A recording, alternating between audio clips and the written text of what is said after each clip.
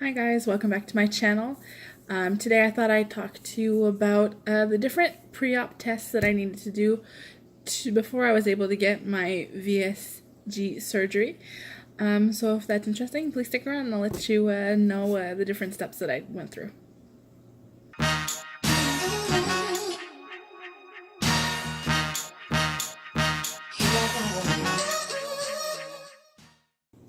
Okay, so I will do another video where I really go through every single step of from A to B about how I went through getting my surgery. Right now, I am on day 7 of my pre-op liquid diet. Things seem to be going well. I would say day 4 was the hardest day to date. But after that, it seemed to be getting a little bit better, and now I just have my 3 full days left before I get operated on, and I can feel my stress level rising, but on the side of the actual pre-op diet, things seem to be going pretty well. So as I mentioned, today I'm going to be talking about the different tests that I had to go through in order to have my surgery, or to be accepted for my surgery, because I haven't had it yet. So those tests were, like I said, I'm going to do another video really from A to B, but the 3 tests that I had to go through, which is different for everybody, but it depends on your health. It depends on exactly what test you're going to, what operation you're going to be having, if it's going to be the bypass or the sleeve or other. If it's another one, then it wouldn't be in the same clinic that I went to. So after I met with the surgeon, the options, the different tests that I had to do were meet with a nutritionist, because everyone has to meet with the nutritionist. They explain a little bit about what it's going to be like before and after. I'm going to tell you quickly what I have, and then I'll go back and I'll explain to each step. Then I had to have a meeting with the pre-op team, as well as blood tests. And finally, for my in my situation, the surgeon wanted me to have a gastroscopy. So that's a camera in your mouth into your stomach. So the first one that I did was the nutritionist, which happened on August 28th. And basically, you go over a little bit about what you're eating presently. She wants to know a little bit about how you're getting in your nutrition. So we did a tour of my specific, I would say, daily menu, general daily menu. And then she explained to me what the pre-op diet was going to be like. So the whole 10 days of the slim fast and the vegetables.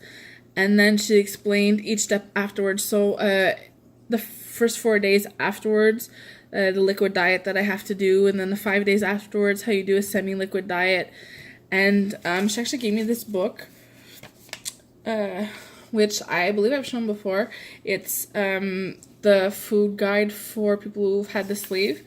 And in this book, it really gives me from day to day. So like, it gives me the descriptions of the 10-day pre-op diet, which I'm in right now. And then it gives me really like your strict liquid diet for 4 days, which is basically just Gatorade and water.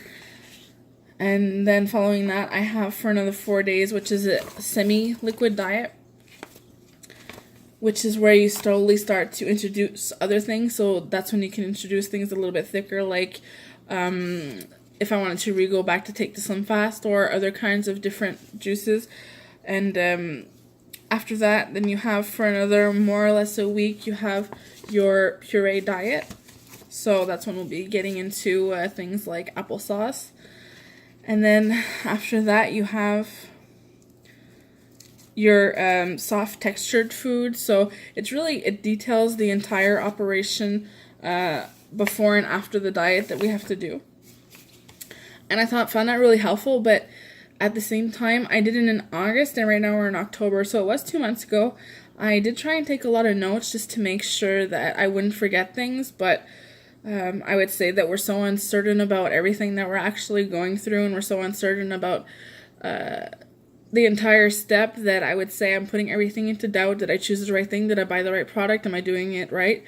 But I guess you just kind of have to go with it and make sure that you're not pushing yourself. And yeah, I could say that I'm kind of nervous about after being operated on, to make I'm not sure if I'm emotionally as well as really physically prepared, but I think it might just be nerves that are kicking in. So I did a nutritionist. She was super nice, which is great. She seemed like she wasn't judging me. It was really something that she had a passion for doing. And so that was nice to have someone really nice like that. Following that, I would say the week later, so that was probably, that was on the 24th, so almost specifically a week later, I met with the pre-op team. And basically what that means is you meet with a nurse, and the nurse, she just explained to me a little bit about how the operation is going to go, how I would have to show up at whatever time that they're going to call me to show up at, and what they were going to do, this thing, like how they would take me to one room and then take me to another room, then they would take me to the operation room where they would prepare me and operate, and then following that, she told me that they would have to, when they bring me back to my room, then they have to get you up and moving because they don't want you to lay down to avoid blood clots, and they don't want you to have any other complications because you really need to get your circulation moving. So she said that they would leave you for about an hour and a half, the time for you to wake up and get your bearings, and then immediately it's up and start walking the halls. So she warned me about that. She said that they're not going to let you lay down for a very long time. You need to get up, you need to move, you need to walk. It's very important to continue walking. And she told me even when I get home that it's very important to continue walking, even if in the beginning it's just walking around my kitchen. Slowly just keep moving, and then eventually take a little bit longer walks, and as the energy just comes back, then to continue on those walks, because she says the circulation is the best thing to heal you. And also they fill your body full of gas. They fill your stomach full of gas to have room to work, and if you don't move, then that gas becomes really painful. So it's important really to just move. So they're gonna get you up and moving, and she asked me if I had any questions, if I had any worries. So basically we just went through that, and then immediately she sent me off to get blood tests. So the blood tests were like any other blood tests. I had a lot of vials to fill out, so that was kind of fun, I guess. The blood tests don't really bother me. The only problem I would say I have is they can never find the vein in my arm, so they always pass through my hand. And for the vials, the amount of vials that I had, I think I had about like 7 or 8 vials for the blood tests. And the woman, she said that there's no way that my hand would survive going through that much blood. It would take forever. So she was going to try and see if she could get it in my arm. And I would say for the second time in my life, I found a nurse who found a vein and was able to pick it first time, first shot, got it right away, and I was able to fill up all the vials and get out of there. I didn't get any comeback from that, so that means that there was nothing really wrong with my blood tests, or that there was anything at all wrong with my blood tests. Usually they only come back to if they see something that needs to be fixed, example, a deficiency in a vitamin or something, but that was fine, I guess. After that, it went until the month of September. I would say about the 24th of September, around there. I don't have a calendar to see. I didn't actually write down that date. I had my gastroscopy test. And the reason that the surgeon had decided for me to have the gastroscopy test was because I have, in my everyday life, I had diarrhea. Well, I have still diarrhea a lot. So he wanted to make sure that there wasn't any other problems, say celiac disease. And he had asked me if I had had a colonoscopy, which I had had, and they hadn't found anything. So he just wanted to check out to make sure everything in my stomach was fine. They told me that to show up with someone just in case that they had to put me to sleep, and if I came alone, well then you had no choice but to be completely awake for the test. I was naive and I thought that I could say I'll call someone if ever you need to put me to sleep and they'll come and get me because I don't live too far away, but they needed to have that person in the waiting room at all times and not move. So when I showed up with no one, they said, well, we can't put you to sleep. And I said, that's fine. We'll see how far we can get without putting me to sleep. And there was a lot of people who have a lot of problems with it. There are other people who say it's horrible, but I mean, it's doable. And I thought I would just wing it. So I get prepared. They bring me into the back hall area where they prepare patients who are getting ready to do either a colonoscopy or the gastroscopy test. And I know some gastroscopy tests, they pass the camera through your nose and then afterwards down your throat. But but this one just goes directly into your mouth. So they put in a plastic piece in between your teeth to make sure you don't bite down onto the camera. And then they pass the camera, and they warn you in advance that you're going to have to try and swallow the camera, which when they tell you that, it's kind of like, how am I supposed to swallow a camera? But it's basically they want you to do the movement of the swallow so that they can make it sure that they're into the right passage tube to your stomach and not into your lungs. So it was quite an experience. When I got there, I realized that I had a stage guy doing it. So it wasn't the actual doctor. It was someone who was learning to be probably a gastroenterologist or an endoscopiologist, or if I'm making up words, I'm sorry. But it wasn't the doctor. The doctor was sitting there waiting for... sorry, my camera's swinging. I hit the table. The doctor was sitting beside, making sure that he did it properly. And I remember I laughed because he has, the way that it's made is he has a machine almost like a joystick, and the camera is attached to that, so he can move the camera because the camera needs to look around in all different directions. So I was lying there on my side, on my left side, with the plastic piece in my mouth, and he's holding the end of the camera in one hand, and he's playing with the joystick in the other. So all I have is this thing wiggling in my face, and it looked kind of like a snake. So I started to laugh because I thought it was funny, sadistic, whatever. And I stopped laughing very quickly after that. So he tried to basically get it in the first shot, and he was having problems with me swallowing and getting it in. And of course you're gagging the whole time because someone is jabbing this thing down your throat. And so he kind of like backed down, went in again, and then he managed to get it in.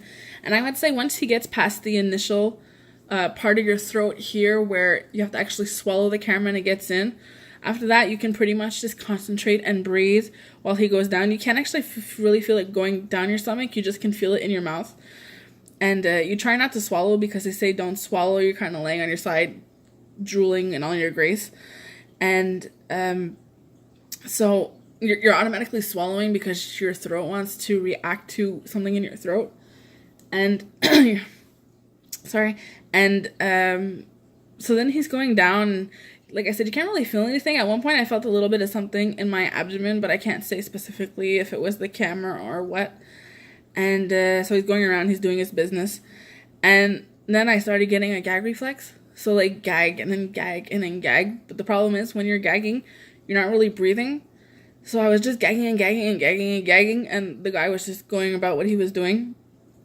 And the other doctor rolls over because he was sitting in like a rolly chair, computer chair, and he starts slapping my leg, saying like, it's okay, just breathe, just concentrate, it's gonna be fine, don't let go, it's okay. But the whole like tapping of my leg distracted me from feeling something in my mouth, and I was able to start breathing again and really concentrating on not gagging. So it's just deep breaths, trying to relax my body, and then I heard the doctor kind of like tell his training guy that don't forget you have an actual patient with you. You have to pay attention to your patient. You can't forget it's like a doll or something. So he kind of like, he reprimanded a little bit his stage person. And so they kept going around. What was funny was that when I was getting prepared, the nurse who was there had told me that the entire thing takes about 3 minutes in and out. But there was no way that was 3 minutes. That was a lot longer than 3 minutes. I looked at the time when they rolled me into the room and the time when I came out, and it was a half an hour. So there was no way that was just 3 minutes. And after that, I was fine. I didn't really gag again, just lying there. And the worst part was that they don't really talk to you. They don't tell you what they're doing. They don't tell you they're almost done. They're halfway through. They're about to pull out. They're about to go a little bit further. And so it's kind of like, what's happening? What are you doing? Is it going to be much longer? I want to get out of here. And another time, the doctor was trying to tell his training person to turn. He's like, there's a curve here. You have to turn. He wasn't doing it properly, so the doctor had to get up, and he did it for him. And the entire time I'm thinking, can't the doctor just take over? I know the guy has to learn, but like, I've been here for a while, and I just want to get the fuck out. And so eventually, the doctor gives the machine back to the guy, and the guy starts pulling the camera out. But I didn't know he was pulling the camera out until at one point, because my eyes were closed the entire time. At one point, I open my eyes, and I see the guy is standing relatively far away from me, pulling out the camera, and just the thought of it and everything made me gag again. but it only lasted a couple of shots and that was fine. And when he's done, it's like, oh, relief, thank God he's out of there. And they had taken biopsies, but in the end, they didn't actually do anything with the biopsies because there was nothing wrong. They didn't see any problems. And that's something that they confirmed right away before I left, telling me that they didn't find any problems. Everything was fine. So after that, I ended up taking the day off of work because from the gagging and the stress, I was completely exhausted. It was almost as if I had been sick all day. And I had a scratchy feeling in my stomach, which lasted a good 3 days, almost like as if the tube had scratched me on the way down. So felt irritated. But besides that, I had no lasting side effects. There was no pain. There was just discomfort of my very mild discomfort. And following that, I just had to wait for the hospital to call me to confirm that I was going to have my test and the date for my test. So another thing I wanted to mention was that here in Canada, these tests were all free. As soon as the surgeon signed off saying that, yes, go ahead, you're approved for the operation, you can have it. These are the tests you need. All of these tests were free. I didn't pay for anything. I didn't pay for the nutritionist, the pre-op, the blood test, or the gastroscopy. So none of that was anything out of my pocket. I don't know if that's something that other people have had to pay for when they got the surgery or not in different countries or even in different areas of Canada before that this became a free operation. So I just wanted to really specify that I didn't pay for any of those tests, which is kind of fantastic. So far, the only thing that I've had to pay for is my vitamins. And today I went and got another medication called Pentaloc. And the Pentaloc is really to be taken for 3 months after I get operated on, and it reduces the acid in your stomach. So that's something that I'm going to have to take every morning for 3 months. He said about a half an hour before I start eating in the morning to take the Pentaloc. And after 3 months, if I feel I still have maybe some acid reflux, then it can be renewed for another 3 months. So basically it's just been the pills that I've had to pay for and my shakes and my food, basically if we can say food, my liquid food. The rest of it was free, so I haven't had to pay for anything so far. And I'm not going to have to pay for anything. The worst thing that I have to pay for is the parking at the hospital, which is extremely expensive. But I would say, compared to other people who have had to pay tens of thousands of dollars to have this operation, I'm pretty lucky to live in Canada. And I guess that comes to the end of my video. So like I said at the beginning, I am on day 7. I have 3 days left. I will probably come back to you on the night before I get the operation, so on day 10. And I will let you know how everything's going, how I feel before the operation. And yeah, so that's basically it. So I hope you enjoyed my video. And keep watching if you are interested in the rest of my journey. Thanks. Bye.